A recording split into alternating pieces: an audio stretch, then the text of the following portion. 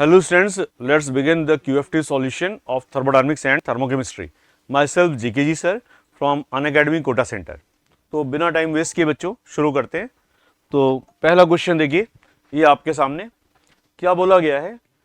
आपको एक reaction provided है और इस रिएक्शंस में आपको बहुत सारे इंफॉर्मेशन दिए गए हैं और आपसे बोला गया है कि भाई C triple bond C bond energy बताइए, C triple bond C bond energy बताइए। ठीक, इस क्वेश्चन को सॉल्व करने के लिए सबसे इंपॉर्टेंट चीज क्या है, आपको इसमें आइडेंटिफाई करना पड़ेगा मेन रिएक्शन कौन सी है। क्या आइडेंटिफाई करना पड़ेगा? Which one is the main reaction. तो ये हमारी मेन रिएक्शन है, ये हमारी मेन रिएक्शन है और इस मेन रिएक्शन का डेल्टा एच आपको गिवन है 225। अब आपको क्या करना होगा, 2C सॉलिड को ले जाना होगा 2C गैस में, H2 गैस को लाना होगा 2H गैस में और इन दोनों गैस से आपको गैसियस मॉलिक्यूल बनाना होगा। ठीक, और एक क्वेश्चन क्लासिक एग्जांपल है हेस लॉ का कि आप डायरेक्ट जाएंगे डेल्टा एच प्लस 225 और इनडायरेक्ट जाएंगे तो भी डेल्टा एच क्या होगा, प्लस 225। ठीक है बच्चों, तो चलिए अब 2C सॉलिड से 2C गैस का आपको एनर्जी दिया है 1410 और आपको H2 से 2H की एनर्जी दी गई है 330। और जब ये C2H2 फॉर्म होगा तो हमको C2H2 का स्ट्रक्चर पता होना चाहिए। This is the structure of C2H2। तो जब हम गैसियस एटम से गैसियस मॉलिक्यूल बनाएंगे तो 2CH बॉन्ड बनेंगे। तो 1CH बॉन्ड की एनर्जी दी गई 350, तो 2CH बॉन्ड की एनर्जी माइनस 700 ये मिलेगी, प्लस एक C ट्रिपल बॉन्ड C भी फॉर्म होगा, C ट्रिपल बॉन्ड C भी फॉर्म होगा। तो जो ओवरऑल डेल्टा एच है 225 वो इन सब के डेल्टा एच के समीशन के बराबर होगा। दैट इज 225 को आप इक्वल कर देंगे किसके, 1410 plus 330 minus that is 700 plus C triple bond C। अब दिस इज अननोन, तो आपके पास एक इक्वेशन है और एक अननोन है। अब आपको बस एडिशन सब्ट्रैक्शन करना है, you will gate C triple bond C energy और वो आंसर आ जाएगा 815। इजी क्वेश्चन, चलो आगे बढ़ते हैं। नेक्स्ट क्वेश्चन क्या बोला गया है, standard enthalpies of formation of CO2 water glucose दिया गया है। ये CO2 का दिया हुआ है, ये वाटर का दिया हुआ है और ये ग्लूकोज का दिया हुआ है।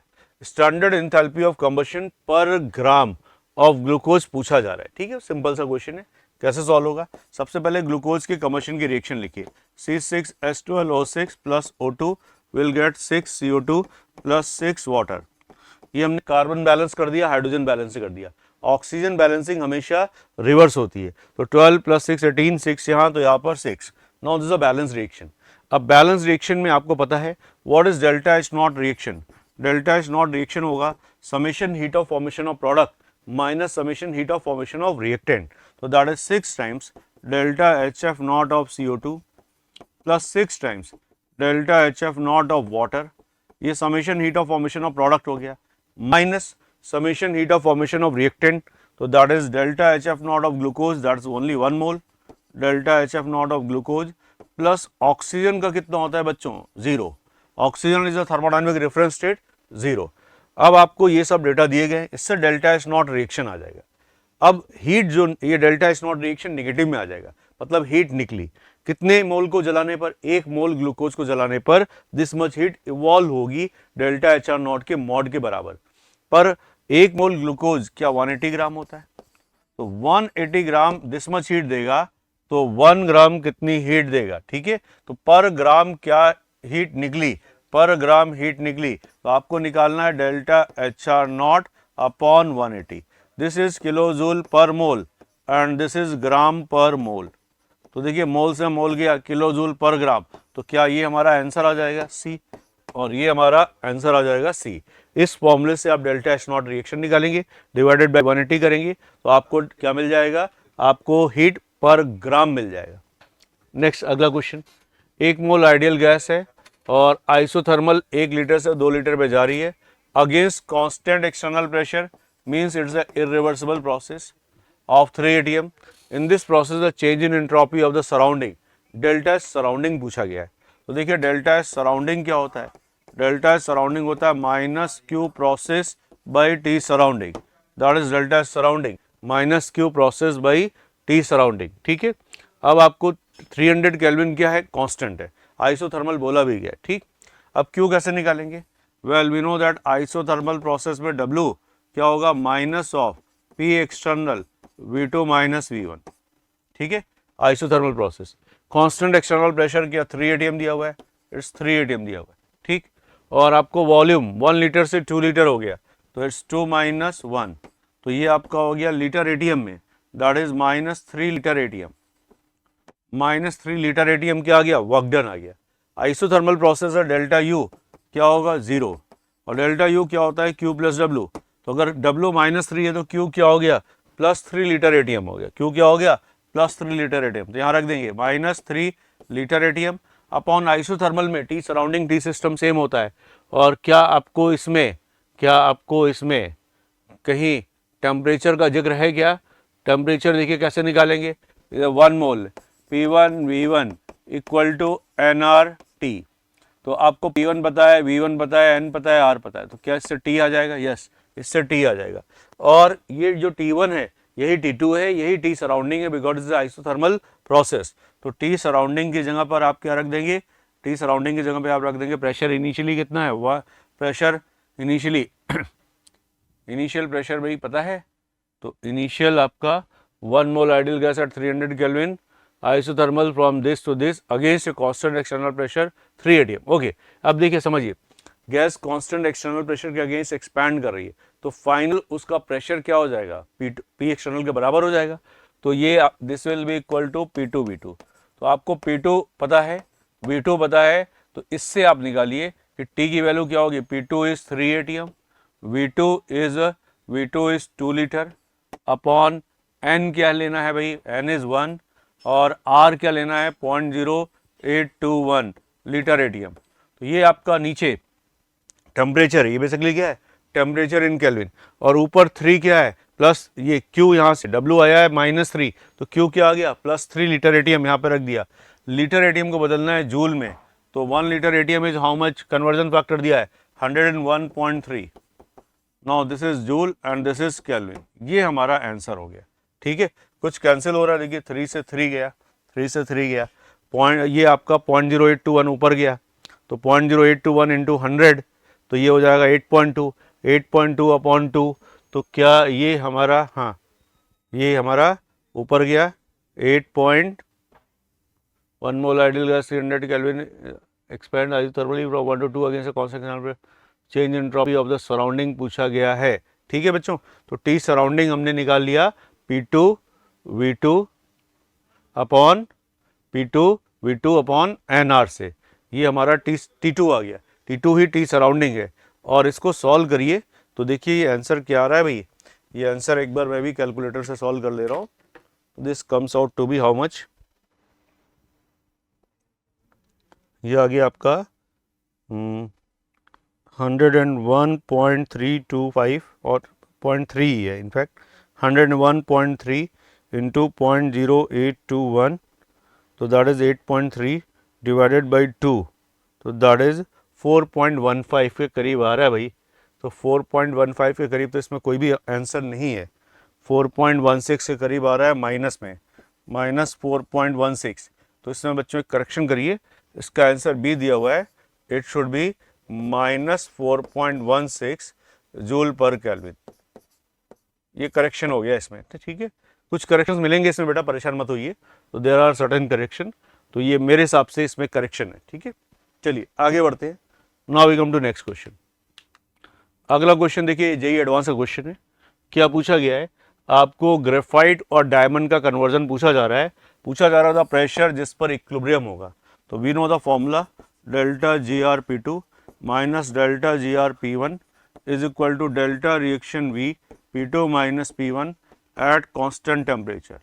कांस्टेंट टेम्परेचर पर dg बराबर VdP माइनस SdT पर जब आप फेज चेंज के लिए अप्लाई करते हैं, वी गेट दिस रिलेशन। अब आपको देखिए बात क्या हो रही है, आपसे प्रेशर P2 पूछा जा रहा है जिस पर इक्विलिब्रियम होगा। तो इक्विलिब्रियम पर ये वैल्यू क्या हो जाएगी, 0। इक्विलिब्रियम पर ये वैल्यू क्या हो जाएगी, 0। ये प्रेशर P2 चाहिए, ये गिवन है, ये गिवन है, ये गिवन है, ठीक। आपको ये P1 गिवन है 1 बार, तो 1 बार को पास्कल, 1 बार को SI यूनिट से बदलेंगे, 10 टू द पावर 5 क्या हो जाएगा, पास्कल। डेल्टा GR P1 क्या होगा, ग्रेफाइट से डायमंड में जा रहा है, ग्रेफाइट से डायमंड में जा रहा है, तो डायमंड का डेल्टा जी 2.9 और ग्रेफाइट का भी देखिए, कार्बन ग्रेफाइट जा रहा है कार्बन डायमंड में, इसका 2.9 है और इसका 0 है, तो डेल्टा जी आर P1 कितना हो गया 2.9 माइनस 0, ये किलो जूल में, इसको बदल दीजिए जूल में, इंटू 10⁻3। डेल्टा रिएक्शन वी दिया हुआ है कि वॉल्यूम 2 इंटू 10⁻6 से रिड्यूस हुआ है, ध्यान दीजिएगा रिड्यूस हुआ है, तो दिस इज माइनस, घट गया है 2 इंटू 10⁻6। सब कुछ हमने एसआई यूनिट्स में रखा है, तो ये P2 हमको एसआई यूनिट्स में मिल जाएगा, और P2 किस में मिलेगा अपने को, पास्कल में मिलेगा। वंस पास्कल में आ गया तो उसको बार में कन्वर्ट कर लेंगे क्या, वंस पास्कल में आ गया तो उसको बार में कन्वर्ट कर लेंगे। ये जो P2 आएगा ये किस में आएगा, पास्कल में आएगा, ध्यान रखिएगा, क्योंकि इसको सबको हमने एसआई यूनिट्स में लिया है, ठीक है। वंस पास्कल में आया तो बार में कन्वर्ट कर लेंगे, विल गेट द आंसर, ठीक है बच्चों। चलो अगला क्वेश्चन देखिए क्या बोला गया है। हाँ, इसमें बोला जा रहा है बेसिकली जो कॉन्सेप्ट क्या है, entropy changes same along A and B. अब देखिए कह रहे हैं आप ए से बी पर डायरेक्ट आओ या घूम फिर कर जाओ। Entropy is state function, state function में चेंज क्या होगा, पाथ इंडिपेंडेंट होगा, इधर से जाओ इधर से जाओ, एक ही बात है, तो आंसर क्या हो गया बी, ठीक है बच्चों। चलिए अगला question, for the reaction 1 mole zinc dust with 1 mole sulphuric acid in A bomb calorimeter. Bomb calorimeter क्या होता है, कांस्टेंट वॉल्यूम होता है, क्या होता है कांस्टेंट वॉल्यूम, तो कांस्टेंट वॉल्यूम में वर्क डन क्या हो जाएगा, जीरो। कांस्टेंट वॉल्यूम में बच्चों वर्क डन क्या हो जाएगा, जीरो, कांस्टेंट वॉल्यूम का वर्क डन हो गया जीरो। और हीट इवॉल्व होगी, हीट इवॉल्व होगी तो डेल्टा यू क्या होगा, निगेटिव, ठीक है, हीट इवॉल्व होगी डेल्टा यू निगेटिव। चलिए अगला क्वेश्चन क्या है, एक मोल आइडियल गैस को एक्सपैंड किया गया रिवर्सिबली एंड एडियाबेटिकली, एडियाबेटिक और reversible, from a temperature 300, work done in the process दिया गया है, फाइनल टेम्परेचर पूछा गया है। देखिए रिवर्सिबल एडियाबेटिक में वर्क डन डब्ल्यू क्या होता है, डेल्टा यू, और ये क्या होता है N CV T2 minus T1, ठीक है। अब इसमें देखिए एक्सपेंशन है, ध्यान दीजिए एक्सपेंशन, तो एक्सपेंशन का वर्क +3 होगा -3 होगा, it should be -3 kilo joule, -3 kilo joule, ठीक। चलिए 1 मोल एन की वैल्यू क्या है 1, CV, अब गैस कौन सी है भाई, गैस का अपने को CV दिया गया, यस 20 जूल में, किलो जूल में बदल दीजिए बाई 1000। इनिशियल टेम्परेचर T1 कितना दिया हुआ है, फ्रॉम अ टेम्परेचर 300, और ये T2 चाहिए, क्या एक लाइन में सॉल्व हो गया, एक लाइन में सॉल्व हो गया, T2 के लिए सॉल्व कर लेंगे, विल गेट द आंसर, ठीक है। चलिए अगला क्वेश्चन क्या है, 150 किलो जूल एनर्जी की रिक्वायरमेंट है मस्कुलर वर्क के लिए, वॉक करने के लिए distance of 1 kilometre, then how much of glucose one has to consume to walk a distance of 5 kilometre, भाई 1 किलोमीटर नहीं 5 किलोमीटर, ठीक है। Provided only 30% of energy available for muscular work, enthalpy of combustion of glucose is 300 kilojoule per mole, ठीक। चलिए अच्छा question, advance में आ सकता है ऐसे क्वेश्चन, इंपॉर्टेंट है ना, ठीक है भाई। अब कैसे सॉल्व होगा, अब मान लेंगे x ग्राम ग्लूकोज हमारा रिक्वायर्ड है, तो x ग्राम ग्लूकोज में कितने मोल हो जाएंगे, x ग्राम ग्लूकोज में x बाई 180 ग्राम पर मोल से डिवाइड कर देंगे, तो ये आपके मोल्स ऑफ ग्लूकोज आ जाएंगे। एक मोल ग्लूकोज को जलाया अपने बॉडी में तो 3000 किलोजूल हीट इवॉल्व होगी, 3000 किलोजूल पर मोल हीट इवॉल्व होगी। ये सारी हीट अवेलेबल होगी या इसका 30% ही अवेलेबल होगा, इसका 30% ही अवेलेबल होगा, इंटू 30/100, ये हो गया available energy.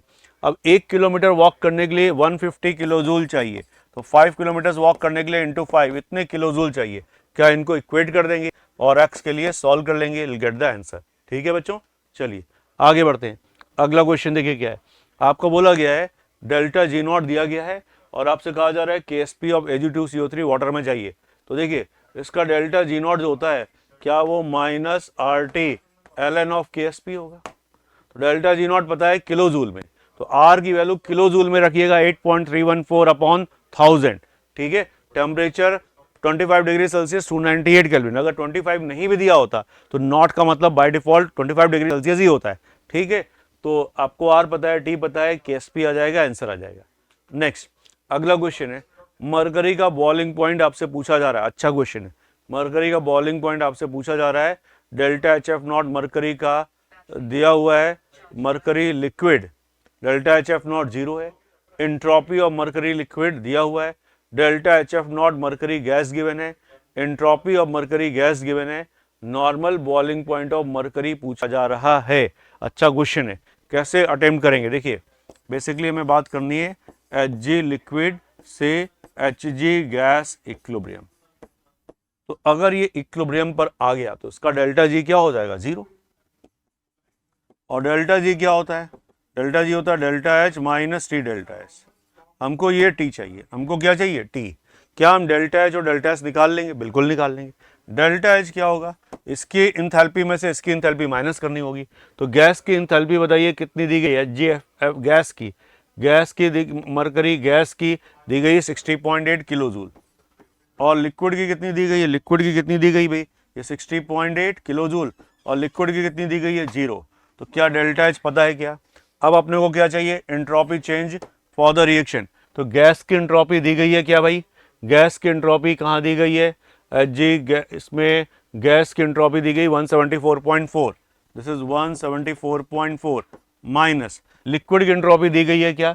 Entropy of S not H G liquid is 77.4 is 77.4। ये जूल में, इसको बदलना होगा किलो जूल में, 1000 से डिवाइड करिए। इस पूरे इक्वेशन में अननोन क्या है? T. We have one equation and one unknown, we can solve for the T. ठीक है बच्चों, चलिए ये क्वेश्चन भी हो गया। अब अर्थ ठीक है, ओके। चलिए एक और क्वेश्चन बच्चों, क्या बोला गया है? Consider the following statement, entropy of universe is continuously increasing and tends to maximum. ठीक है, तो देखिए ये एंट्रोपी यूनिवर्स की टाइम के साथ बढ़ती जा रही है एंड टेंड्स टू मैक्सिमम। क्या ये हम जानते हैं? यस, ये हम जानते हैं। टोटल एंट्रोपी बढ़ रही है, this is true. Total entropy change for a reversible isothermal cycle 0। Yes, second law of thermodynamics. In an irreversible cyclic process there is decrease in entropy. नहीं भाई, इरिवर्सिबल साइक्लिक प्रोसेस में, irreversible में entropy बढ़ेगी। ठीक है, in any irreversible cyclic process there is a decrease in entropy is a wrong statement.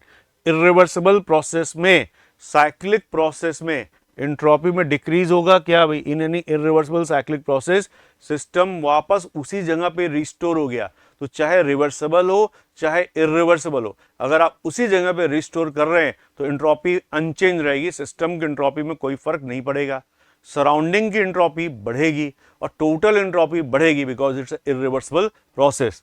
तो भाई इसमें आंसर क्या हो जाएगा? A and B are correct. इसका सही आंसर क्या है? सी है। A and B are correct. ठीक है, ओके, कंटिन्यू करते हैं हम लोग बच्चों। हाँ बच्चों, तो let's come to the next question. अगला क्वेश्चन देखिए क्या है। एक डायग्राम दिया गया है, इसमें वाई एक्सिस पे क्या है? एनर्जी। इसमें वाई एक्सिस पे क्या है बच्चों? वाई एक्सिस पे देयर इज एनर्जी। ठीक है, वाई एक्सिस पर एनर्जी। और आपको बताया गया है कि ये एनर्जी में डिफरेंस है। NO2 की लेवल यहाँ पर है, 2NO प्लस O2 यहाँ पर है। ये आपको एनर्जी डिफरेंस वगैरह इनके बताए गए हैं। ठीक, अब प्रश्न क्या है?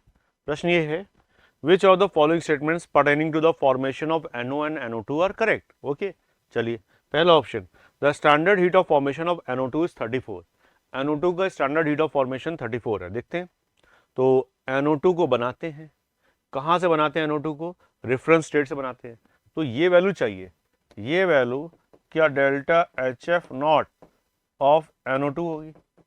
ये वैल्यू होगी delta HF naught of NO2। देखिए सॉरी ये डेल्टा HF नॉट NO2 नहीं होगी, ये 2 times delta HF naught of NO2 होगी बिकॉज 2 टाइम्स NO2 बन रहे हैं। ठीक है, तो this is 2 times delta HF naught of NO2। ये जो डिफरेंस होगा, एक N2 2 O2 और 2 NO2 में ये डिफरेंस होगा, ये क्या हो जाएगा? 2 times delta HF not NO2। ठीक, अब आपको गिवन है ये वैल्यू जो है, ये वैल्यू 120 और ये 112 है।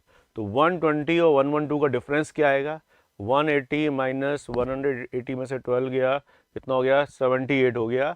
78 का आधा, 78 का आधा कितना होगा? 39। तो डेल्टा HF नॉट NO2 34 आया या 39 आया? 39 आया। तो क्या ये गलत हो गया? क्यों भाई? समझिए, 180 माइनस 112 किया, सॉरी 68 आ रहा है, सॉरी 68 आ रहा है। और 68 का आधा कितना हो जाएगा? 68 का आधा कितना हो जाएगा? 34। तो ये तो 34 सही है भाई, ये तो 34 सही है। ओके, तो ये आपका कितना आ गया? ये वैल्यू आ गई हमारी 34, ये वैल्यू आ गई 34। ठीक है, तो standard heat of formation of NO2 34 सही है, यस ये तो सही है। Second, NO2 is form faster than NO at higher temperature. अब देखो बच्चों, ये जो बात हो रही है फास्टर, इसके लिए अपने को चाहिए काइनेटिक्स रेट कांस्टेंट, ठीक है। तो NO2 is form faster than NO, तो दो रिएक्शंस हैं, दोनों के रेट कांस्टेंट के लिए हमको एक्टिवेशन एनर्जी चाहिए। एक्टिवेशन एनर्जी काइनेटिक्स जो है थर्मोडायनामिक्स के डोमेन में नहीं है, तो हम इसके बारे में कोई कमेंट नहीं कर सकते, हम इसके बारे में कोई कमेंट नहीं कर सकते। स्पीड के बारे में हम कोई कमेंट थर्मोडायनामिक डेटा को देखकर नहीं कर सकते, because thermodynamics deals with what, initial state, final state, extent of the reaction और with feasibility of the reaction, but thermodynamics does not deals with the speed or with the mechanism of the reaction. Okay बच्चों, तो ये तो second तो साफ साफ गलत है, हम इसमें कुछ नहीं कह सकते, we can't say. The oxidation reaction of nitrogen to NO2 is endothermic. देखिए, तो अगर हम नाइट्रोजन को NO2 में भेजेंगे, नाइट्रोजन को NO2 में भेजेंगे तो एंडोथर्मिक होगा, यस ये ट्रू है, and is plus 34 kilojoule per मोल, ये हमको दिख रहा है। तो इसमें फर्स्ट सही है और थर्ड सही है, तो इसका आंसर क्या होगा, ए। फर्स्ट सही है और थर्ड सही है, इसका आंसर क्या हो जाएगा, ए। क्लियर हो गया बच्चों, चलिए आगे बढ़ते हैं। Now let's come to the next question. अगला क्वेश्चन देखिए क्या है, ये रिएक्शन दिया गया है, आपसे बोला गया chemical reaction A plus B2 P plus Q, दो पाथ दिए गए हैं इसके। अब इनसे पूछा गया आपसे फॉलोइंग रिलेशनशिप इज करेक्ट, ठीक है। तो चलिए, वो सीधा सीधा हेस लॉ पर क्वेश्चन है, सीधा सीधा किस पर बेस्ड है, हेस लॉ पर बेस्ड है। Delta H1 plus delta H2, delta H1 plus delta H2, ये इसकी बात हो रही है। Delta H1 plus delta H2, क्या ये बराबर होगा delta H3 plus delta H4 के? क्या ये delta H3 plus delta H4 के बराबर होगा? ठीक, देखते हैं होगा या नहीं होगा। डेल्टा H4 देखिए डाउन आ रहा है, एनर्जी में डाउन आ रहा है, तो ये क्या होगा, नेगेटिव होगा।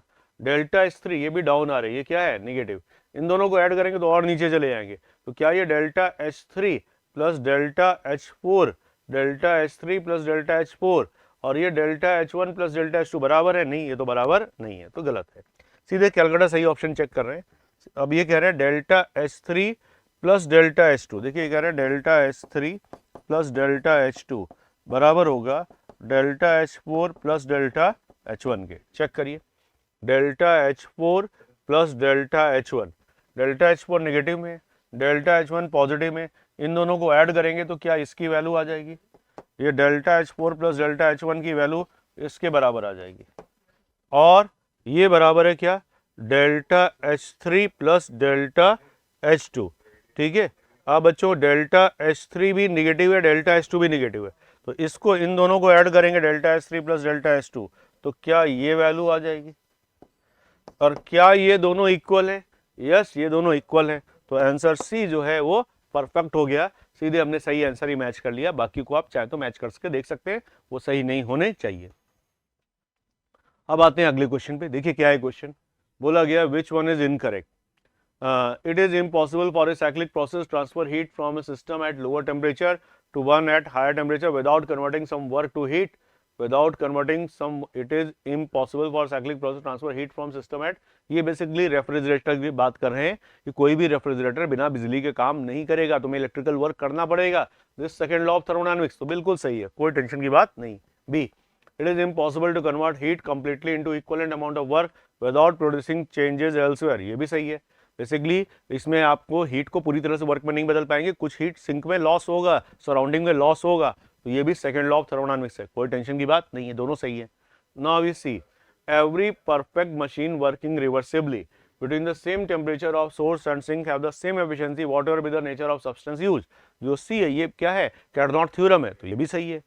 Now D, heat engines can be made 100% efficient. No, this is false. This is violation of second law of thermodynamics, क्योंकि हम हीट जो कि लो ग्रेड एनर्जी है उसको हाई ग्रेड एनर्जी वर्क में 100% एफिशिएंसी से ट्रांसफर नहीं कर सकते, second law of thermodynamics. Now we come to next question. Question दिया हुआ है 1 mole of substance is cooled at the rate of 0.4 kilojoule per minute as shown in the graph. देखिए time minute में और ये टेम्परेचर में drop हो रहा है, ठीक। चलिए अब बोला जा रहा है A B represents the cooling of liquid, B C represents conversion of liquid to solid, C D represent cooling of solid, entropy of fusion पूछा जा रहा है, एंट्रोपी ऑफ फ्यूजन। अब फ्यूजन क्या होता है, फ्यूजन होता है सॉलिड से लिक्विड। अब entropy of fusion delta S क्या होता है, ये होता है delta H fusion molar upon T M. तो मेल्टिंग पॉइंट तो ये 400 केल्विन दिख रहा है क्या, तो मेल्टिंग पॉइंट टी एम तो 400 केल्विन दिख रहा है। कैसे, यहाँ तक लिक्विड है, यहाँ पे सॉलिड, तो क्या 400 केल्विन मेल्टिंग पॉइंट हो गया, 400 केल्विन सॉलिड लिक्विड इक्विलिब्रियम, तो ये तो 400 दिख रहा है। अब डेल्टा एच फ्यूजन मोलर चाहिए, तो देखिए ध्यान से, 1 मोल है, तो 1 मोल से जब आप बी से सी में गए तो आपको टाइम कितना लगा, 30 मिनट लगा। कितने मिनट लगा, 30 मिनट। 30 मिनट में कितना आपने ट्रांसफर मार दिया, 0.4 किलो जूल को बदल दीजिए जूल में इंटू 30 मिनट, ये ट्रांसफर किया हीट का। तो ये जब लिक्विड सॉलिड जा रहे हैं तो इतनी हीट आपने निकाल ली, और सॉलिड से लिक्विड जाएंगे तो इतनी हीट आप देंगे, ये प्लस में होगा। ठीक है, फ्यूजन में क्या करेंगे, हीट देंगे, ये प्लस में होगा। बस सॉल्व कर लीजिए, आंसर आ गया। तो ये 0.4 इंटू 10⁻³ कितना हो गया, 400 400 कैंसिल, 30 जूल पर मोल पर केल्विन। आंसर क्या आ गया, सी। Simple question. ठीक, ओके, चलो भाई आगे बढ़ते हैं। अगला क्वेश्चन क्या है, एक रिएक्शन दी गई है, इसका डेल्टा सीपी आपको टेम्परेचर का फंक्शन, देखिए डेल्टा सीपी किसका फंक्शन है, टेम्परेचर का फंक्शन है, और आपसे इंथैल्पी ऑफ रिएक्शन दिया हुआ डेल्टा एस दिया गया है, और इंथैल्पी ऑफ रिएक्शन 450 पे पूछा गया है, 300 पे दिया गया है, और किस पे पूछा गया है, 450 पे। कैसे सॉल्व होगा, we know that delta H T2 minus delta H T1 is equal to delta reaction CP dt temperature changing from T1 to T2। इसको क्या कहते हैं, Kirchhoff equation. Last year JEE advance में आया क्वेश्चन, किरचॉफ इक्वेशन पे important है। Although last year जो आया था उसमें सीपी टेम्परेचर इंडिपेंडेंट था, बट यहाँ पर टेम्परेचर डिपेंडेंट फंक्शन है। ये आपको डेल्टा रिएक्शन सीपी दिया हुआ है, ये क्या दिया हुआ है, डेल्टा रिएक्शन सीपी दिया हुआ है, दिस वन। तो ये वैल्यू उठाकर आप यहाँ रख देंगे। T1 हम ले रहे हैं 300 केल्विन, तो ये वैल्यू आपको दी गई है कितनी, -25, माइनस माइनस प्लस हो जाएगा। और एक और लफड़ा, ये वैल्यू जूल में, ये वैल्यू किस में, जूल में। ऑप्शन देखिए किलो जूल में, तो आपको डेल्टा रिएक्शन सीपी जो जूल में है इसको किलो जूल में बदल दीजिएगा बच्चों। तो आप इसको ऐसे राइट साइड में ऐसे लिखेंगे, this is equal to integral 300 to 450 T2 is what, T2 is what, T2 is 450, और डेल्टा रिएक्शन सीपी हो गया 40 प्लस 5 इंटू 10⁻³ है जूल में, इसको बदल दीजिए किलो जूल में dt, राइट साइड। यहाँ -25 किलो जूल, ये वैल्यू चाहिए। तो क्या ये इंटीग्रल का क्वेश्चन हो गया, इंटीग्रेशन करिए, वैल्यूज निकालिए, 1 से इंटीग्रेट करके आपने इसको सॉल्व कर लिया। 5 इंटू 10⁻³ t है बच्चों, 5 इंटू 10⁻³ t। अब ये इंटीग्रेशन का क्वेश्चन है, इंटीग्रेट करिए, डेल्टा एस T2 निकालिए, और आंसर आपका इसका बी आ जाएगा। ठीक, चलिए आगे बढ़ते हैं। Now we come to next question. क्या बोला गया है, the boiling point of substance acts at 1 atm pressure दिया हुआ है 500 kelvin. Enthalpy of vaporisation and boiling point is enthalpy of vaporisation delta H दिया हुआ है। ठीक है, तो क्या डेल्टा एच आ जाएगा। अब आगे क्या बोला जा रहा है, molar specific heat of x liquid दिया हुआ है, सीपी ऑफ एक्स गैस दिया है। ठीक है, अच्छी बात है। अब आपसे बोला जा रहा है molar heat of vaporisation at 800 kelvin and 1 atm, 800 1 atm पर पूछा जा रहा है। कैसे सॉल्व होगा, कैसे सॉल्व होगा। ठीक है, आपको लगाना होगा इसमें, पहले तो रिएक्शन लिखिए, एक्स लिक्विड जा रहा है एक्स गैस में। अब आपको सीपी दिया गया एक्स लिक्विड का, सीपी दिया हुआ एक्स गैस का, तो आप निकाल लेंगे डेल्टा रिएक्शन सीपी। क्या ये CP of x gas minus CP of x liquid होगा। एक्स गैस का सीपी पता है, एक्स लिक्विड का सीपी पता है, किलो जूल में, दोनों ही किलो जूल में, तो डेल्टा रिएक्शन सीपी आ जाएगी किलो जूल में। अब आगे आपको 500 केल्विन पर बॉइलिंग पॉइंट पर एंथैल्पी ऑफ वेपराइजेशन दिया है 80, और आपसे 800 पूछा जा रहा है। Now use the Kirchhoff equation, delta H 800 minus delta H 500 is equal to delta reaction CP T2 minus T1, T2 minus T1 because temperature independent, integration की जरूरत नहीं है, ये पता है। ये वैल्यू आपको दी गई है 80, ये वैल्यू चाहिए, सॉल्व कर लेंगे, you will get the answer. तो आंसर क्या आ जाएगा, ए। ठीक, बस इतनी सी बात। Now we come to next. अगला क्वेश्चन क्या है, which of the following is the most effective way to increase efficiency of Carnot engine. ठीक है, अब देखिए ध्यान समझिए, बेसिकली ये खतरनाक क्वेश्चन है। ठीक है, इसको ऐसे समझिए, एक ये 400 केल्विन पर ये हीट इंजन है, ये 200 केल्विन पर सोर्स है। इसकी एफिशिएंसी क्या है, इसकी एफिशिएंसी हाफ है, 50% है। अब अगर मैं इसको 400 से 300 कर दूं, इसको मैं 400 से 500 कर दूं, 400 से 500 कर दूं तो एफिशिएंसी बढ़ जाएगी, बढ़ जाएगी। इसको मैं 400 से 500 कर दूं तो एफिशिएंसी बढ़ जाएगी, और इसको मैं 200 से 100 कर दूं, 100 केल्विन कर दूं तो भी एफिशिएंसी बढ़ जाएगी। देखो दोनों में, इसमें मैंने 100 बढ़ाया तो एफिशिएंसी बढ़ी, इसको 400 रखूं पर इसको 200 के बजाय 100 कर दूं तो भी एफिशिएंसी बढ़ी। किसमें ज्यादा बढ़ी? देखिए इसमें ज्यादा बढ़ी, सॉल्व करके देख लीजिएगा। We know that efficiency is 1 minus T low by T high, this is T high and this is T low. इस फॉर्मूले से एफिशिएंसी निकालिए, जब इसको आप 100 घटाएंगे तो एफिशिएंसी ज्यादा बढ़ेगी। तो इस हिसाब से आंसर क्या हो गया? बी।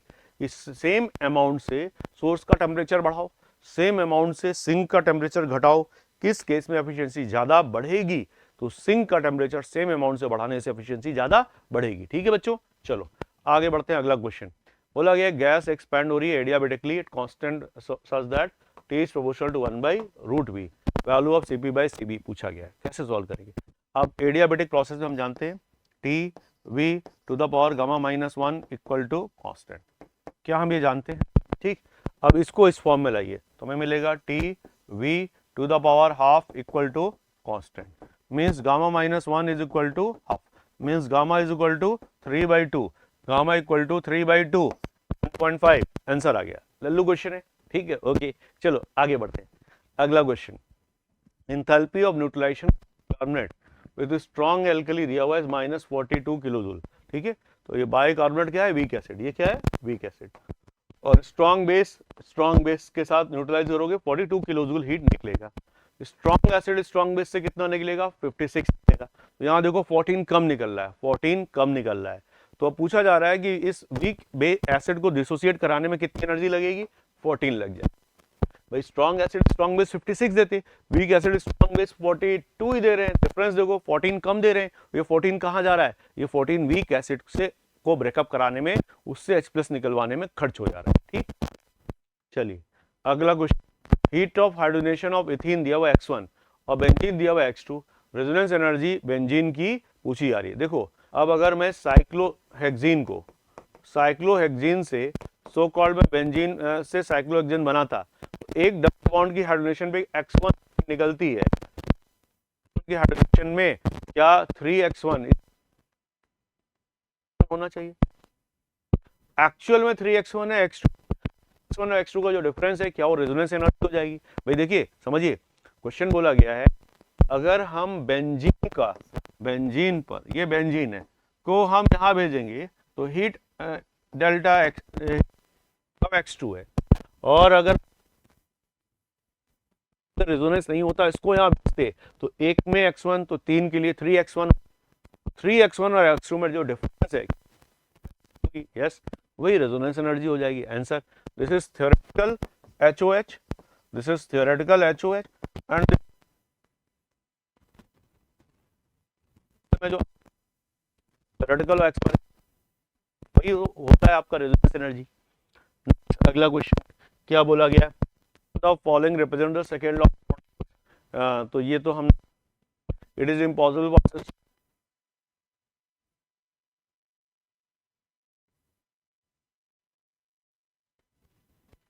जरूर करेगा फॉर हीट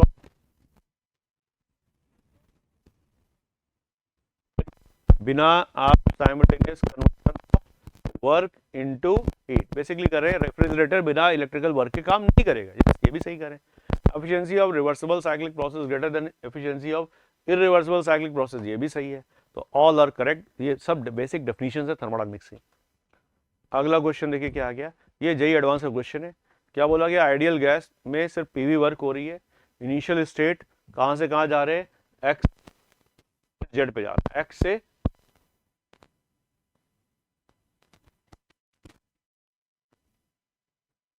एक्स से जेड डायरेक्ट,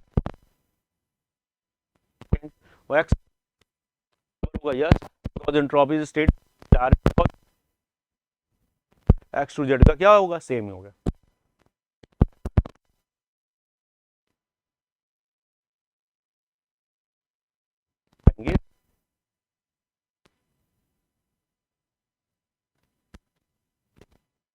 एक्स से वाई जाएंगे और वाई से जेड, जब एक्स वाई से जेड जाएंगे तो ये वाला वर्क जो होगा ये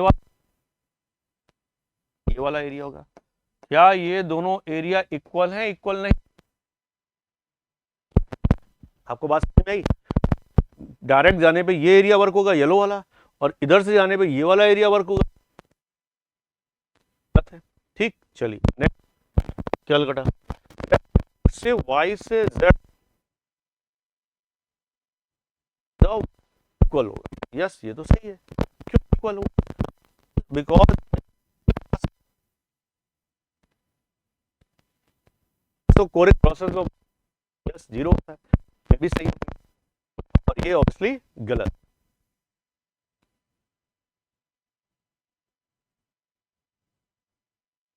ट्रॉपी चेंज अलग अलग होगी क्योंकि फाइनल पोजीशन यहां पर y है।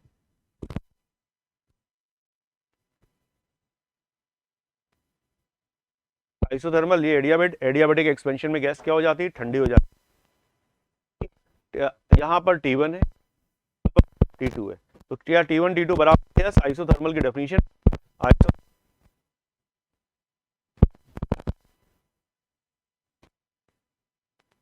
ज्यादा होगा या T3 T1 से कम होगा? T3 T1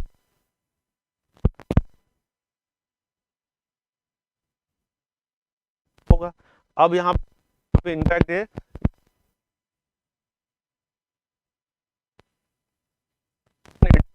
होगा, हाँ, मॉड ऑफ W लगाएंगे तो ये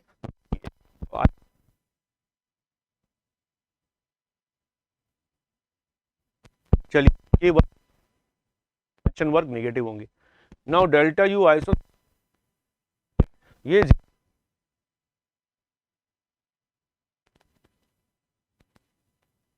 नेगेटिव से बड़ा होता है। यस, बड़ा होता है, सही हो। चलिए नेक्स्ट अगला क्वेश्चन देखिए, ये भी जेई एडवांस का क्वेश्चन। गैस है, वैक्यूम है, स्टॉप दिया गैस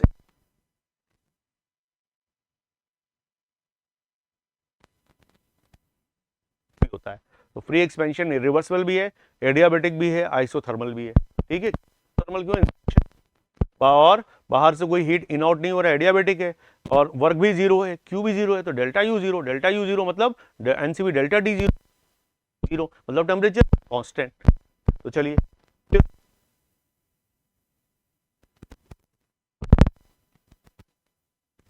तो एनआरटी बराबर P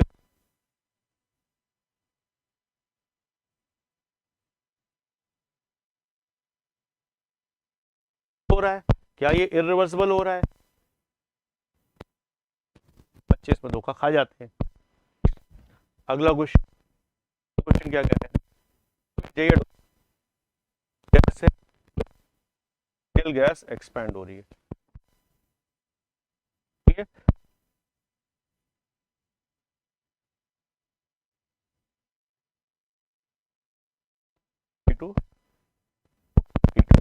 under conditions the correct statement among the following is are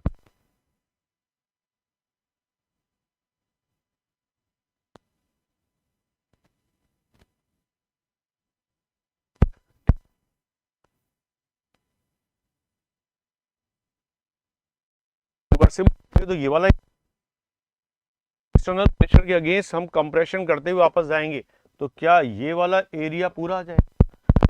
यहां से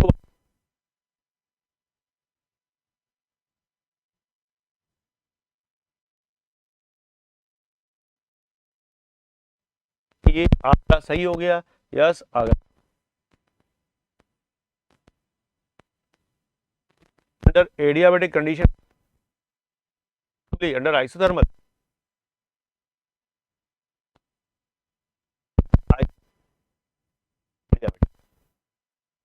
वर्क, क्या बॉम्बे सही हो गया। सी T1 इक्वल टू T2, ठीक, T1 इक्वल टू T क्या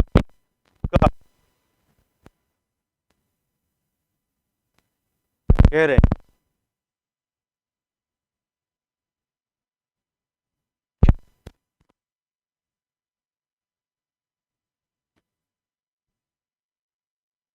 बोला गया इसलिए गलत हो गया। पॉजिटिव के कारण। Expansion is carried out freely. Expansion क्या होता है, बात कोई वाला नहीं है, तो पी एक्सटर्नल डीवी क्या हो गया, 0, और वो बाहर कोई है ही नहीं तो नहीं हुआ, तो Q0 W0 delta U0 delta U0 तो थर्मल भी हो गया, और तो डी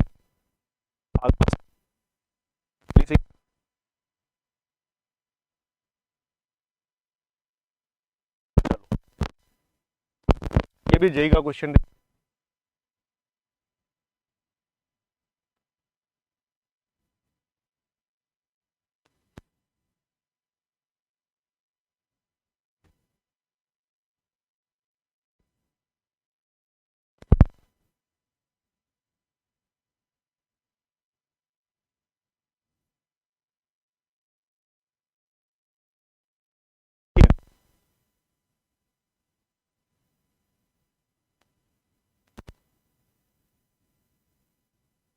ये डेटा यू बीसी हुआ है, और एसी क्या,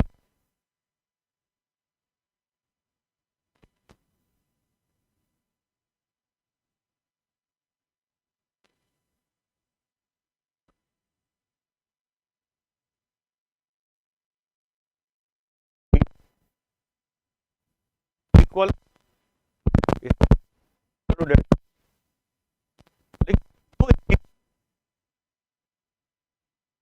डब्ल्यू ए बी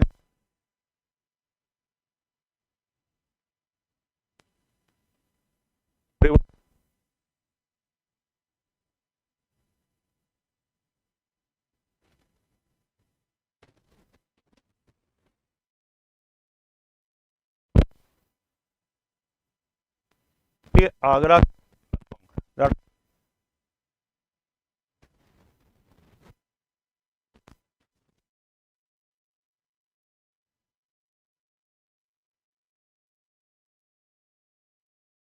क्या ये वीटी कर में ये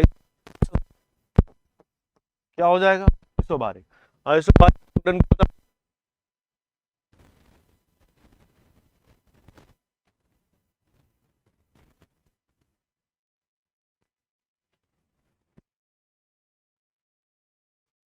तो माइनस हो जाएगा, डब सही है। तो बारिक प्रोसेस में C minus T C minus T B,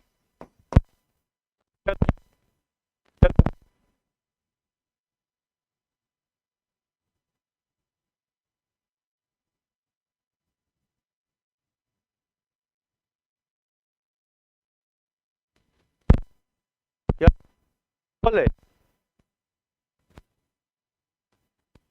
Bombay पर आपका यहाँ पर सीपी आएगा, यहाँ पे सीवी आएगा। सीपी क्या होता है, बड़ा होता है, और सीपी बड़ा होता है सीवी से।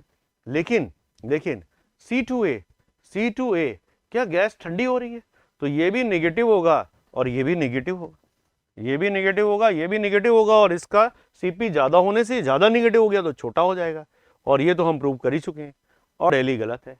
ठीक है, चलो आगे बढ़ते हैं। नेक्स्ट क्वेश्चन, बढ़िया क्वेश्चन है, जबरदस्त क्वेश्चन है। ठीक है, हाँ एडवांस का क्वेश्चन है, जबरदस्त क्वेश्चन है। देखिए इसमें क्या बोला गया है, इसको ऐसे समझिए, इसको ऐसे जस्ट ऐसे फील करते हैं। मान लेते हैं ये वैल्यू गिर करके 1 पर आ गई, 10 से किस पर आ गई, 1 पर, तो ये वैल्यू बढ़ करके कितनी हो जाएगी, 9 पर चली जाएगी। मैं T1 पर बात कर रहा हूँ, T1 पर, तो A से P के लिए इक्विलिब्रियम कांस्टेंट T1 पर, A से P के लिए इक्विलिब्रियम कांस्टेंट T1 पर कितना हो गया, 9/1 हो गया। ठीक, ये समझ में आया, ये समझ में आया भाई। चलो अब T2 भी बात करते हैं। T2 पे मान लो ये वैल्यू गिर करके सपोज करो 4 पे आ गई, 10 से गिर कर 4 पर आ गई, 5 से नीचे जानी चाहिए, मान लेते हैं 4 पर आ गई। तो अगर ये 4 पर आ गई तो ये बढ़ते हुए देखो कहां पहुंच जाएगा, ये बढ़ते हुए कहां पहुंच जाएगा, 6 से पहुंच जाएगा, 5 से ऊपर।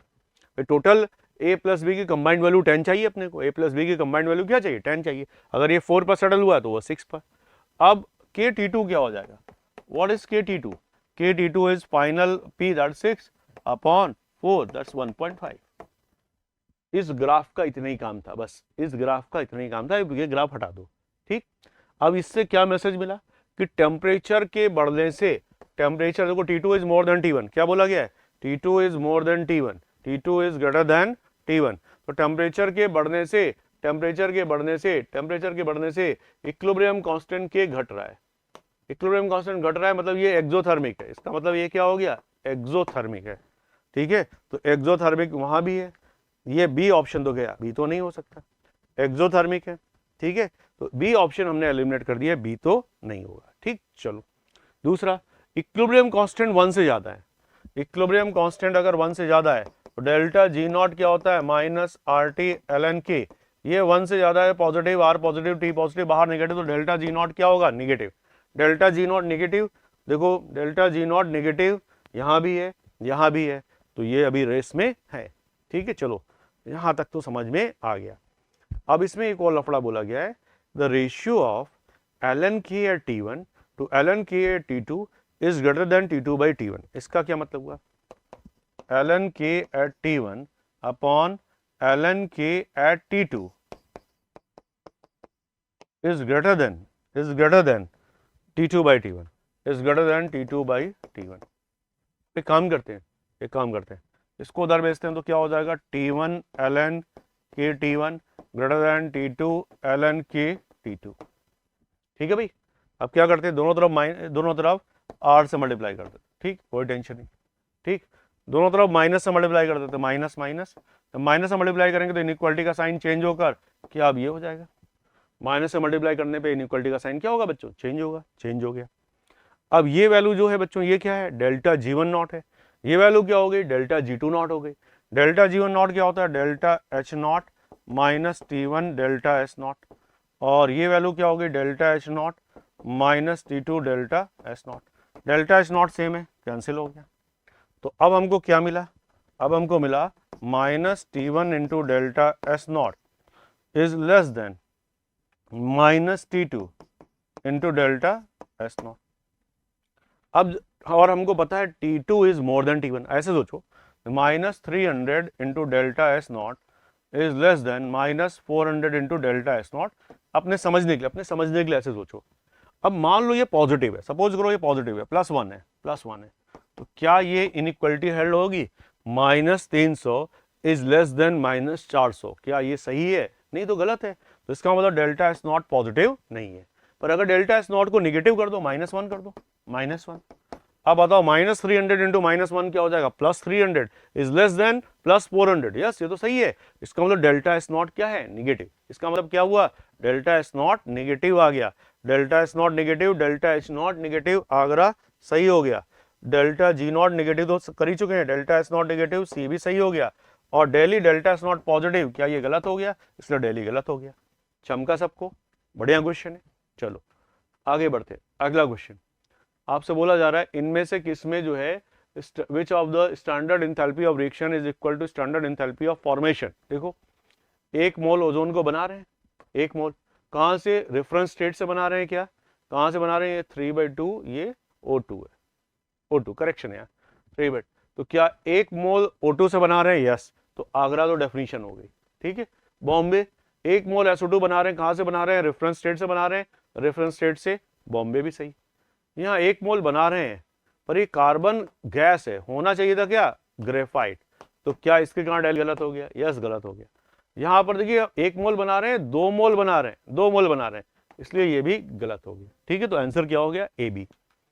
नेक्स्ट अगला क्वेश्चन है, थर्मोडायनेमिक्स में आपको पी वर्क इस प्रोसेस में दिया जा रहा है, फॉर्मूला लिखा है W is equal to minus P external into DV। अब आपसे कहा जा रहा है कि इस P एक्सटर्नल को ध्यान से देखिए, वैन डर वाल के P से रिप्लेस कर दिया गया, इस P एक्सटर्नल को वैन डर वाल के P से रिप्लेस कर दिया गया। ठीक, अब क्या बोला जा रहा है, equation is applicable to system that satisfy van der Waals equation of state, yes सही है। Process that is reversible and isothermal. अब देखो बेटा, यहाँ P एक्सटर्नल को हमने P सिस्टम से रिप्लेस किया है, और सिस्टम के अंदर क्या होगी, वैन डर वाल गैस होगी, तो P एक्सटर्नल को P सिस्टम से कब रिप्लेस कर सकते हैं, जब प्रोसेस रिवर्सिबल हो। ठीक, ये बात समझ में आई, तो भाई प्रोसेस रिवर्सिबल हो, अब रिवर्सिबल हो सही है। आइसोथर्मल होना जरूरी है क्या, नहीं, आइसोथर्मल हो, एडियाबैटिक हो, कुछ भी हो, वैन डर वाल गैस किसी भी प्रोसेस में हो, क्या हम ये यहां से यहां आ सकते हैं, आ सकते हैं। ठीक है, बस रिवर्सिबल होना चाहिए। तो आइसोथर्मल हो एडियाबेटिक को कोई फर्क नहीं पड़ता। Process that is reversible and adiabatic, yes उस पर भी लगेगा। Process that is irreversible and constant pressure, irreversible, क्या यहाँ हम बाहर के प्रेशर को अंदर के प्रेशर से इरिवर्सिबल प्रोसेस में रिप्लेस कर पाएंगे? नहीं कर पाएंगे, इसलिए दिल्ली गलत है। ये समझ में आया? क्वेश्चन बहुत आसान है, बहुत मुश्किल है। बहुत आसान किसके लिए? जिसके फंडामेंटल क्लियर है। बहुत मुश्किल किसके हैं? जिसका फंडामेंटल क्लियर नहीं, उसको कुछ समझ में नहीं आएगा ये क्या हो क्या रहा है ये, ठीक है। तो खतरनाक क्वेश्चन है जेईई ने। देखो ये इसको गूगली कहते हैं, कि देखने में आसान लग रहा है, अब मारने जाओगे तो पता चला लेग स्पिन के लिए खेलने गए थे, ऑफ स्पिन हो गई, समझ गए? तो गूगली है ये। चलो आगे बढ़ते हैं। Now we come to next question. क्या बोला गया है? एक रिएक्शन है, कंटेनर में हो रही है। अब आपसे बोला जा रहा है कि भाई इक्विलिब्रियम कांस्टेंट के in terms of change in entropy is described bye, ठीक है। खतरनाक क्वेश्चन है भाई, एडवांस के क्वेश्चन खतरनाक ही होते हैं थर्मोडायनामिक्स के ना, खतरनाक क्वेश्चन है, ठीक। तो अब देखिए, सबसे पहले बात करते हैं एक्सोथर्मिक रिएक्शन। एक्सोथर्मिक रिएक्शंस में डेल्टा एच नॉट क्या होता है? निगेटिव होता है। तो जब हम टेम्परेचर बढ़ाते हैं तो इक्विलिब्रियम कांस्टेंट क्या हो जाता है? घट जाता है, ठीक है। चलिए, what is delta H surrounding? Delta H surrounding होता है minus of Q process. Constant pressure में क्यू प्रोसेस किससे रिप्लेस हो जाएगा? Delta H by T surrounding. तो अगर हम एक्सो की बात कर रहे हैं, किसकी बात कर रहे हैं? एक्सो। तो एक्सो में delta H not negative, negative ये पॉजिटिव अपॉन टी, तो ये क्या हो गया? पॉजिटिव। पॉजिटिव का मतलब ये क्या हो गया? फेवरेबल। पॉजिटिव का मतलब क्या हो गया? फेवरेबल, ठीक है। चलिए, अब मैं सीधे सही ऑप्शन पढ़ रहा हूँ, बॉम्बे। कह रहे हैं with increase in temperature the value of K for endothermic reaction. एक मिनट, एक काम करते हैं, एक्सो की बात करते हैं, सी की बात करते हैं। पहले मैं सी की बात करता हूँ, सी की बात करता हूँ। With increase in temperature the value of K for exothermic reaction decreases, yes ये हमें पता है। क्यों डिक्रीज होता है? Because favourable change in entropy of surrounding decreases. अगर आप इसको बढ़ा दोगे तो क्या ये चीज घट जाएगी? इसको बढ़ा दोगे ये चीज घट जाएगी, और ये फेवरेबल चीज घट जाएगी। तो क्या कैलकाटा सही है? कैलकाटा बिल्कुल सही है। इसी लॉजिक से जो मैंने एक्सो पे लगाया, अब एंडो पे लगा देंगे तो बॉम्बे भी सही हो जाएगा, ठीक है। बढ़िया क्वेश्चन है। नेक्स्ट क्वेश्चन क्या है? आपसे बोला गया ideal gas undergoes reversible isothermal expansion from state 1 to 2 followed by reversible changes.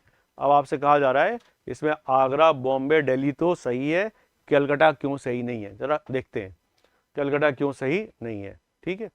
तो इसमें state 1 to state 2 followed by reversible adiabatic expansion, ठीक है। तो रिवर्सिबल एडियाबेटिक एक्सपेंशन में देखो गैस क्या होती है? ठंडी होती है। रिवर्सिबल एडियाबेटिक एक्सपेंशन में गैस ठंडी होती है। ठंडी होती है तो उसकी इंथैल्पी बढ़ेगी, इंथैल्पी घटेगी। तो ये जो प्रोसेस 3 ऊपर लिखा है ये गलत है, प्रोसेस 3 नीचे होना चाहिए क्या? अगर ये होता तो कलकत्ता सही हो जाता। ये डायग्राम ऐसा होना चाहिए था, यू एंड दिस डाउनवर्ड, ठीक है। बाकी तो बेसिक कॉन्सेप्ट है, बाकी आपको पता है। नेक्स्ट अगला क्वेश्चन आते हैं। क्या बोला गया है? Which of the following process must be spontaneous. इनमें से कौन सा प्रोसेस स्पॉन्टेनियस होना चाहिए? तो isochoric and isoentropic process with negative enthalpy change.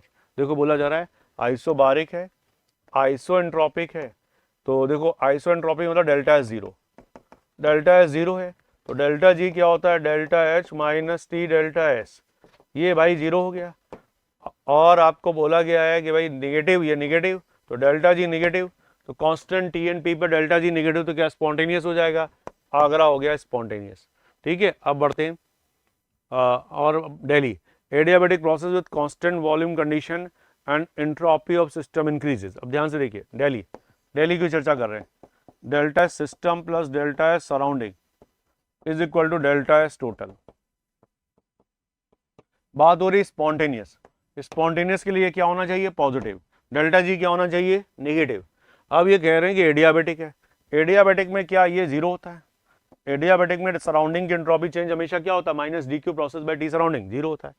और बोला जा रहा है एंट्रोपी ऑफ सिस्टम इंक्रीज हो रहा है, ये पॉजिटिव है। सिस्टम की एंट्रोपी बढ़ रही है, सराउंडिंग में कुछ भी नहीं हो रहा है, तो टोटल बढ़ेगी, तो क्या स्पॉन्टेनियस हो जाएगा? यस स्पॉन्टेनियस हो जाएगा। तो आगरा और दिल्ली सही हो गए, ठीक है बच्चों, समझ में आया सबको? Okay good. नेक्स्ट अगला क्वेश्चन क्या है? इनमें से कौन सा ऑप्शन जो है वो डिक्रीज इन गिव्स फ्री एनर्जी देगा? डिक्रीज इन गिव्स फ्री एनर्जी देगा। तो combustion of propane at 1 bar and 500 क्या स्पॉन्टेनियस होगा? स्पॉन्टेनियस होगा तो डेल्टा जी नेगेटिव होगा। Vaporisation of any liquid about boiling point के ऊपर वेपराइजेशन स्पॉन्टेनियस हो जाएगा। स्पॉन्टेनियस हो जाएगा तो डेल्टा जी क्या हो जाएगा? नेगेटिव हो जाएगा। वाटर को अगर हम नॉर्मल बॉइलिंग पॉइंट 100 डिग्री पर वेपराइज करें, vaporisation of water at 100 degree and 1 bar, vaporisation of water at which are the following option will show a decrease in गिव्स फ्री एनर्जी। ठीक है, तो वेल इसमें देखिए सी क्या है, fusion of water at 1 atm and 0 degree if it is normal melting point is 0, तो भाई इसमें तो 0 होगा, इसमें क्या होगा 0 होगा, Calcutta. Vaporisation of water at 100 degree and 1 bar at its normal boiling point is 100 degree. भैया देखिए समझिए क्या कह रहे हैं, अगर पीटी कर बना रहे हैं ऐसा बनेगा, ये 1 atm है और ये है 100 डिग्री सेल्सियस। 1 बार कहां पर होगा, वेयर विल बी 1 बार, बताइए जरा 1 बार कहां पर होगा।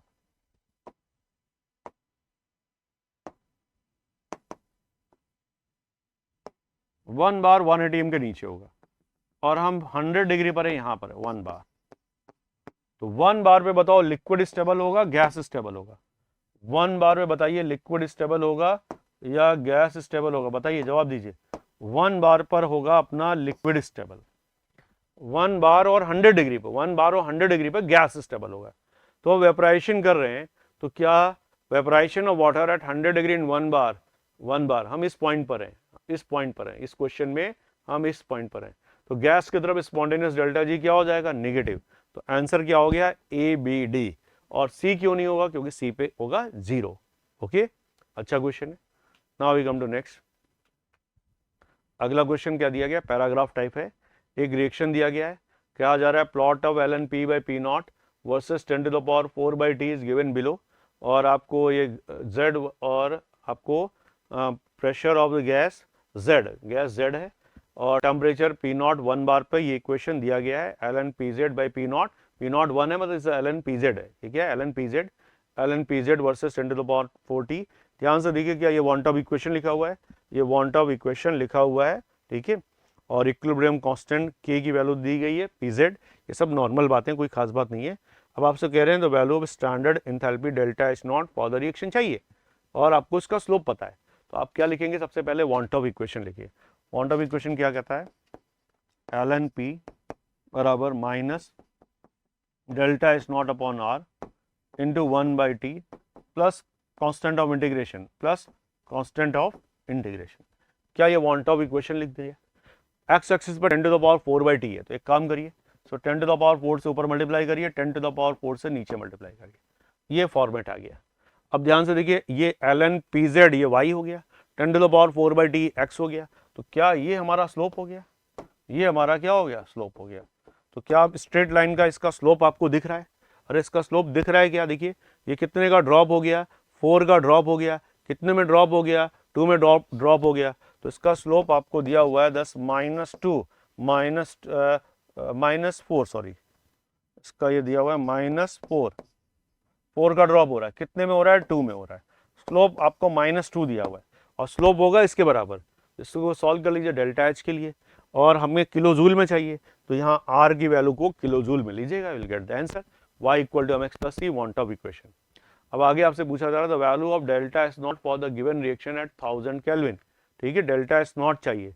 डेल्टा एस नॉट कैसे आएगा बच्चों, how to calculate delta S naught, तो क्या हमें डेल्टा एच नॉट मिल गया, हमको डेल्टा एच नॉट मिल गया है, ठीक है, हमको क्या मिल चुका है, डेल्टा एच नॉट मिल चुका है, ठीक है, अच्छी बात है। क्या हमको इस पॉइंट के कोऑर्डिनेट पता है, इस पॉइंट के कोऑर्डिनेट पता है, तो इस पॉइंट पर हमको क्या एल एन पी पता है, पता है, इस पॉइंट पर क्या हमको टी पता है, टी भी पता है, तो इनमें से कोई एक पॉइंट पकड़ लीजिए, कोई एक पॉइंट पकड़ लीजिए और उस पर आप लगाइए क्या, उस पर आप लगाइए delta G naught, that is minus R T L N of K P, that is L N of P is equal to delta H naught minus T delta H naught. तो आपको टी पता है, delta H not पता है, L N P पता है, R T पता है, अननोन क्या है, डेल्टा एच नॉट। इससे आप डेल्टा एच नॉट के लिए 1000 केल्विन, टी की वैल्यू क्या रखिए 1000 रख करके सॉल्व कर लीजिए, will get the answer. Next अगला क्वेश्चन क्या बोला गया है, entropy change for the reversible. इसमें देखो बच्चों क्या है, इसमें ये जो क्वेश्चन है ये आई थिंक इसमें डायग्राम छूट गया, डायग्राम दिया गया है, जरूरत नहीं है, ओके चलो ठीक है। क्वेश्चन ये एंट्रोपी चेंज आपको बोला गया है फॉर रिवर्सिबल फेज ट्रांजिशन, ये सब कथा बताई गई है। अब आपसे बोला गया the equilibrium temperature at 1 atm is 400, delta H not 1 ATM और 300 केल्विन पर दिया हुआ -2, 1 एटीएम और 300 पर डेल्टा एच नॉट दिया हुआ -2, equilibrium temperature at 1 ATM is 400 kelvin दिया गया है, assume delta CP are equal, मतलब डेल्टा रिएक्शन सीपी 0 दिया गया है, डेल्टा रिएक्शन सीपी की वैल्यू क्या दी गई है, 0 दी गई है, delta S naught for above phase transition at 1 ATM and 300 kelvin, तो आपसे डेल्टा एस नॉट पूछा जा रहा है 300 केल्विन पे, 400 केल्विन पे कैसे आएगा, 400 केल्विन पे कैसे आएगा, 400 केल्विन पे इक्विलिब्रियम है, इक्विलिब्रियम पर delta G naught, equilibrium delta G क्या हो गया 400 kelvin 0 is equal to delta H minus 400 into delta S 400,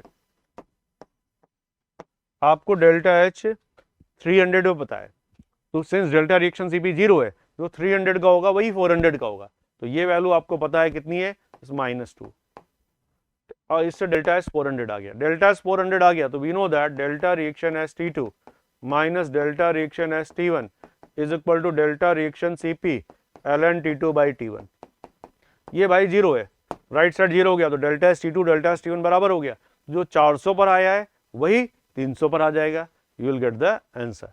ठीक, चलो आगे बढ़ते हैं, next question, delta G not 300 पे पूछा गया, नाउ डेल्टा जी नॉट 300 पे क्या हो जाएगा, डेल्टा एच नॉट 300 जो कि दिया गया है -300 और डेल्टा एस नॉट 300, भाई 300 400 इक्वल होगा, ये पता है, ये दिया है, ये सॉल्व कर लीजिए, विल गेट द आंसर।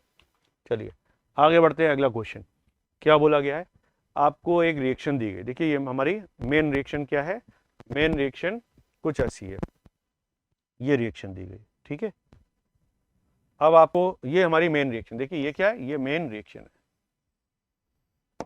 अब इस मेन रिएक्शन के लिए क्या कह रहे हैं, इस मेन रिएक्शन के लिए कह रहे हैं कि भाई वो बताइए, क्या बताइए, you need to calculate the value of LnPS2, ये वैल्यू चाहिए, तो हमको पता है इसमें कॉपर सॉलिड का डेल्टा GF नॉट क्या होगा 0, H2O गैस का डेल्टा GF नॉट, देखिए H2O गैस का डेल्टा GF नॉट क्या है, किलोजूल में बताएंगे, तो 1000 से डिवाइड करिए, -178 किलोजूल, -178 किलोजूल, Cu2O सॉलिड का बताइए डेल्टा GF नॉट, देखिए कितना है -78 किलोजूल, और ये रेफरेंस स्टेट 0, रेफरेंस स्टेट 0, तो डेल्टा GF नॉट आपको इन दोनों का डेटा नीचे दिया गया है, तो डेल्टा G नॉट रिएक्शन क्या होता है, delta GF naught product minus delta GF naught reactant, we know that delta G naught reaction delta GF naught product minus delta GF naught reactant, क्या इससे डेल्टा G नॉट रिएक्शन आ गया, delta G naught reaction आ गया, ठीक, अच्छी बात है, और ये वैल्यू कितनी आ गई +100, ये वैल्यू कितनी आ गई +100 आ गई। अब हम इक्विलिब्रियम की बात कर रहे हैं, इक्विलिब्रियम पर क्या होता है डेल्टा G 0, और डेल्टा G 0 क्या होगा, delta G naught reaction plus RT ln Q में सॉलिड आएगा नहीं, यहाँ पे क्या आएगा PH2 आएगा, अपॉन में सॉलिड आएगा नहीं, और H2O का वेपर प्रेशर दिया हुआ है, H2O का वेपर प्रेशर दिया हुआ है क्या भाई, इसमें बोला गया 1 मोल % वाटर एज इम्प्योरिटी, तो 1 बार का 1%, 1 बार का 1% क्या 0.01 हो गया, तो अब इस पूरे में देखिए इसको ओपन करिएगा, लॉग की प्रॉपर्टी लगा के log x upon Y, log x माइनस log y, तो इसमें ln PS2 अननोन है, बाकी हम डेल्टा G नॉट यहाँ ऊपर निकाल चुके हैं, RT पता है, सॉल्व कर लेंगे आंसर आ जाएगा, ठीक, चलो अगला क्वेश्चन देखिए क्या है, अगला क्वेश्चन ये, आपको रिवर्सिबल रिएक्शन दी गई है, activation energy backward reaction exceeds that of forward reaction by 2RT, कह रहे हैं EAF जो है माइनस EAB की वैल्यू 2RT है, ये दिया गया है, ठीक, चलिए अब the pre exponential factor of forward reaction, pre exponential factor forward reaction AF is 4 times that of reverse reaction, so that is 4 times AB, A forward is 4 times that of AB, absolute value of delta G naught for the reaction at 300 Kelvin, ठीक है, तो देखिए delta G naught क्या होता है, delta G naught होता है minus RT ln K, K क्या होगा KF by KB, KF क्या हो जाएगा AF e to the power minus EAF by RT, and KB क्या हो जाएगा AB e to the power minus EAB by RT, इनमें वैल्यूज रख दीजिए, you will get the answer, ठीक है, AF दिया गया, AB दिया है, एक्टिवेशन एनर्जी फॉरवर्ड बैकवर्ड में रिलेशन पता है, सॉल्व कर लीजिए, you will get the answer. Next अगला क्वेश्चन देखिए क्या है, आपको रिएक्शन दी गई है A से B 1000 केल्विन पे, at time T the temperature of the system was increase to 2000 kelvin and system was allowed to reach equilibrium, throughout this experiment the partial pressure of A was maintain at 1 bar, standard pressure पर maintain है, ठीक है, चलिए given below the plot of the partial pressure B with time, what is the ratio of standard Gibbs energy of reaction at 1000 to that of 2000। देखो ये कह रहे हैं delta G not 1000, delta G not 1000 और delta G not 2000 का ratio पूछा जा रहा है। डेल्टा जी नॉट क्या होता है? जो होता है minus R T L N K T one, और ये क्या हो जाएगा minus R T L N K T two. अब सारा क्वेश्चन क्या है? इक्विलिब्रियम कांस्टेंट निकालना, इक्विलिब्रियम कांस्टेंट निकालना, ठीक है। तो पहले रिएक्शन जब 1000 केल्विन पर हो रही थी, पहले जब रिएक्शन 1000 केल्विन पर हो रही थी तो बी का प्रेशर कितना था भाई? 10 था। बी का प्रेशर 10 था और ए का 1 था, तो क्या ये के टी वन जो थी ये 10/1 था पहले। फिर बाद में जब ये रिएक्शन आप 2000 पे करा रहे हैं तो भाई बी का प्रेशर बढ़कर कितना हो गया? 100, और ये अभी भी 1 है, तो क्या इक्विलिब्रियम कांस्टेंट बढ़ करके 100/1 हो गया। तो अब क्या सिंपल सा क्वेश्चन है, रेशियो आपको पता है, वैल्यूज रखिए, सॉल्व करिए, विल गेट द आंसर। अगले क्वेश्चन में बढ़ते हैं। अगला क्वेश्चन देखिए क्या है, नेक्स्ट क्वेश्चन। टेन को ऑब्टेन किया है कैसेटराइड से by reduction with coke using the data given below. Determine the minimum temperature in kelvin at which the reduction of cassiterite by coke would take place. अब आपको कैसे solve करना है? Equilibrium T के लिए सॉल्व करना है। किसके लिए सॉल्व करना है? इक्विलिब्रियम टी के लिए। तो इक्विलिब्रियम पे डेल्टा जी क्या होता है? 0, तो डेल्टा एच इक्वल टू क्या हो जाएगा? टी डेल्टा एस, ठीक है। तो अब आपको निकालना क्या है? टेम्परेचर निकालना है। डेल्टा एच पता है, डेल्टा एस पता है, सॉल्व कर लीजिए, you will get the answer, ठीक है। चलो आगे बढ़ते हैं। अगला क्वेश्चन, अगला क्वेश्चन क्या बोला गया? 1 मोल आइडियल गैस 900 केल्विन पर है, undergoes 2 reversible process followed by 2। तो आपको बोला गया work done by the gas in 2 process are same, value of ln v3 by v2। The value of ln v3 by v2, ln v3 by v2 चाहिए। 1 mole ideal gas है 900 kelvin पर, 2 reversible process में गई, 1 में और 2 में। देखो 1 क्या है? 1 में एंट्रोपी कांस्टेंट है तो ये एडियाबैटिक हो गया। 2 में U constant, internal energy constant है, तो ये क्या हो गया? आइसोथर्मल हो गया। तो एडियाबैटिक में और आइसोथर्मल में वर्क डन जो है वो क्या है? सेम है। तो पहले तो देखिए एडियाबैटिक का वर्क डन कैसे निकालेंगे। एडियाबैटिक का वर्क डन कैसे निकाला जाएगा भाई? एडियाबैटिक में से ए से बी में आए, बी से सी में गए, तो डेल्टा है इसमें आपके work done W A B is equal to delta U A B, because Q क्या है? 0। डेल्टा यू ए बी क्या हो जाएगा?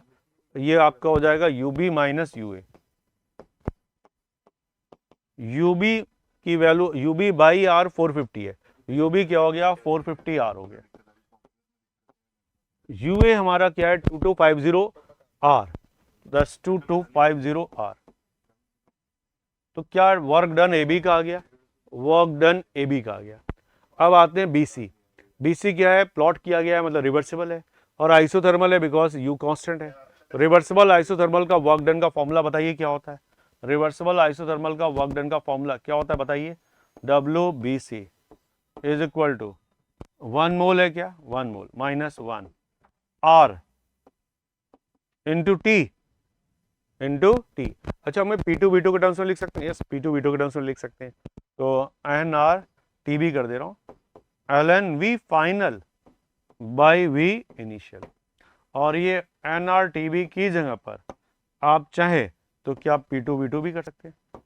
इसकी जगह क्या कर सकते हैं? P2 V2, ठीक है। यहां तक समझ में आया? ओके। अब आगे कैसे सॉल्व होगा? 1 mole ideal monatomic gas at 900 kelvin. अच्छा यहाँ पर गैस का टेम्परेचर कितना है? 900 केल्विन। यहाँ पर टेम्परेचर कितना है? 900 केल्विन। जब आप यहाँ से यहाँ जा रहे हैं बच्चों, तो क्या उसका U बाई आर देखिए 5 टाइम्स कम हो जा रहा है। तो U बाई आर 5 टाइम्स कम हो रहा है, आर तो कम होगा नहीं। हमें पता है U इज इक्वल टू क्या होता है? F/2 nRT, F/2 nRT। F constant, 2 constant, N constant, R constant. अगर U बाई आर 5 टाइम्स कम हुआ मतलब टेम्परेचर 5 टाइम्स कम हो गया। टेम्परेचर 5 टाइम्स कम हो गया तो यहाँ पर टेम्परेचर कितना हो गया? 180 केल्विन हो गया। तो क्या इस फॉर्मूले में T की वैल्यू आप 180 केल्विन रख दीजिए, P2 V2 के बजाय 180 रख दीजिए, इससे ज़्यादा आसान हो जाएगा। इन दोनों को इक्वेट करके ln V3 बाई V2 के लिए सॉल्व कर लीजिए, we get the answer. Next अगला क्वेश्चन क्या है, एंथैल्पी एक रिएक्शन की दी गई है, magnitude of enthalpy of formation of Ag plus and Br minus equation दिए गए हैं, और ये बोला गया एंडोथर्मिक प्रोसेस है, Br माइनस एक्सोथर्मिक है, enthalpy of formation of Ag Br आपको दिया गया है -110 किलो जूल है, calculate enthalpy of formation of Ag plus. ठीक, चलो सॉल्व करते हैं। तो ये रिएक्शन है, अब आपको इस रिएक्शन में डेल्टा H नॉट दिया है -90, तो डेल्टा H नॉट -90 क्या होगा, ये होगा delta HF naught of what, AgBr solid minus delta HF naught of Ag plus aqueous plus delta HF naught of Br minus aqueous. हमको enthalpy of formation of Ag plus ये चाहिए, ये अपने को गिवन है, ये अपने को Ag Br का गिवन है -110, ये गिवन है। अब Br माइनस भी अननोन है, तो Br माइनस के लिए रेशियो बताया गया, द रेशियो इज 5:6, तो फॉर्मेशन ऑफ Ag प्लस जो है वो एंडो है, वैसे formation of Br minus is exo. एक लफड़ा ये भी है एंडो और एक्सो का, तो delta HF naught of Br minus upon delta HF naught of Ag plus, Ag plus the magnitude of enthalpy formation of Ag plus 5:6 है, तो भाई ये रेशियो जो है वो 6:5 है, और आपको बोला गया Ag प्लस जो एंडो है भाई, ठीक है, और ये एक्सो है, तो यहाँ माइनस लगा दे रहा हूँ मॉड, तो ये रेशियो दिया हुआ है, तो आप delta HF not Br minus की जगह पर, delta HF not Br minus की जगह पे क्या रख सकते हैं, -6/5 times delta HF not Ag plus, तो यहाँ रखना होगा -6/5 times delta HF naught of Ag plus. तो क्या अब एक लाइन में क्वेश्चन सॉल्व हो गया। Now we have one equation and one unknown, we can solve it. Okay, चलिए अगला क्वेश्चन आते हैं। क्या बोला गया है, 6 कंडीशंस दी गई हैं,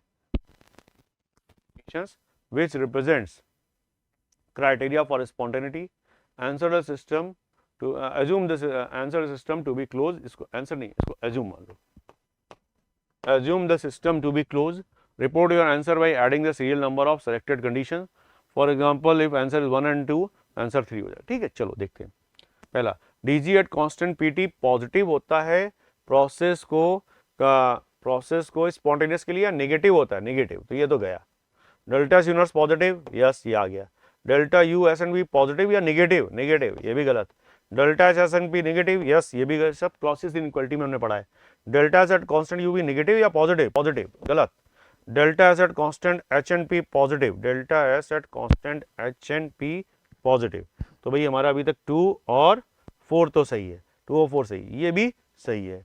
ये सब क्या है, क्लॉसेस इनइक्वालिटी। क्या है क्लॉसेस इनइक्वालिटी, 2, तो हमारा आंसर क्या हो जाएगा, 2 + 4 + 6, आंसर क्या हो जाएगा 12।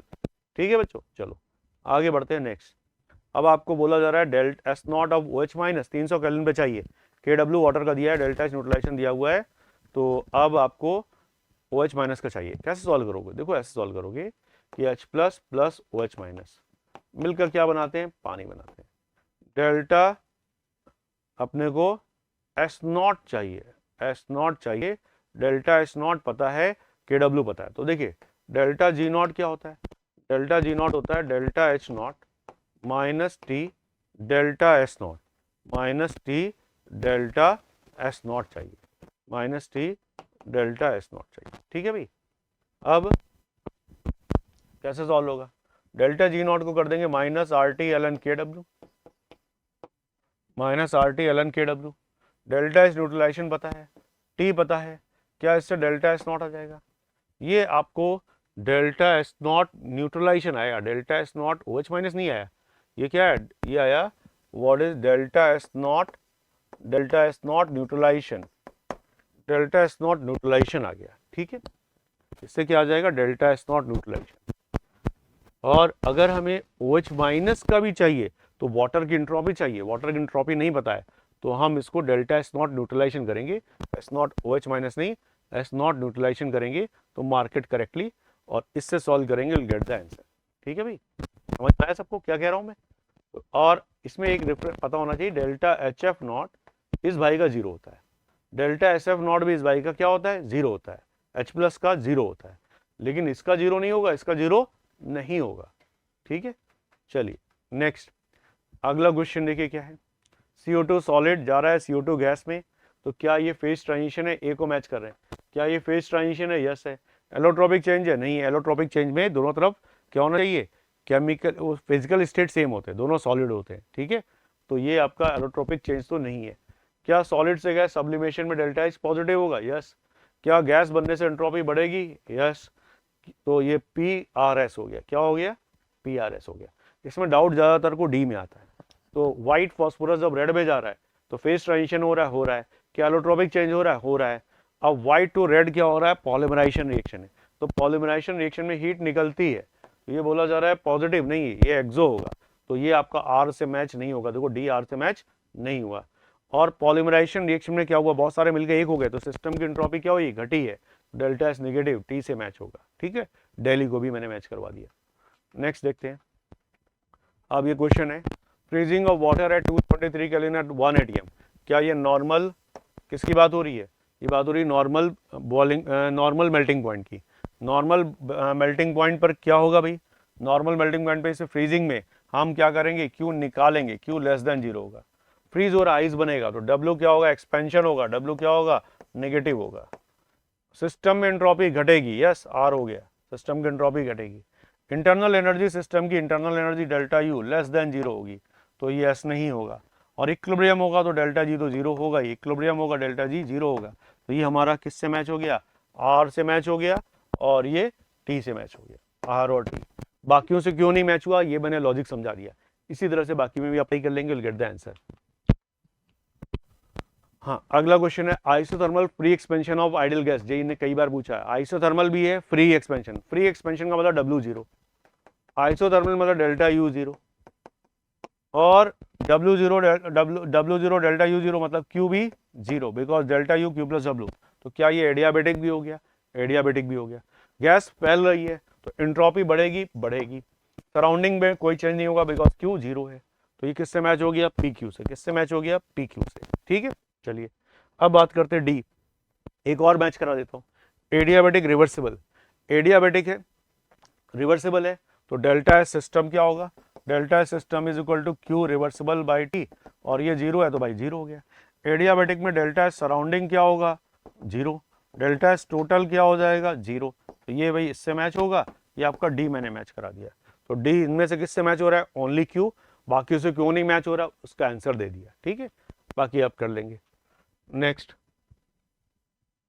ठीक है बच्चों, तो ये पार्ट हमारा हो गया पूरा। Okay, thank you.